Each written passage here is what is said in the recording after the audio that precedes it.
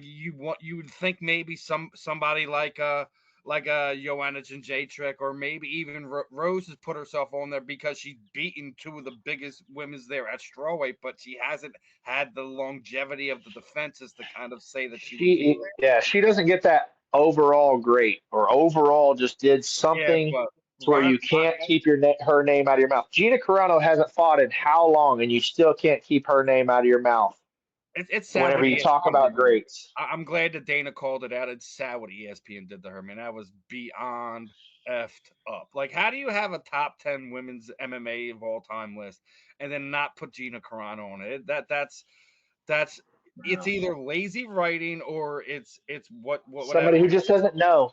There are so many people.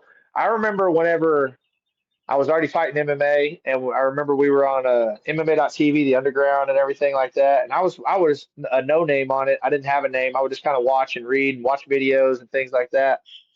And it came to that point whenever the Ultimate Fighter hit, you had all these new people coming into it, and you were a tough noob at that point. You know what I mean? The NOOB, the tough noob, was what Right. you were at that point because you weren't in it before that. You weren't there before when we were there with all the crap that we just dealt with and the garage trainings and everything like that. It started to come around and be a little more mainstream. You're a tough noob at that point. You're not what we are, you know. And don't get me wrong, I'm not even very far past that. I just made the cut real close, you know what I mean?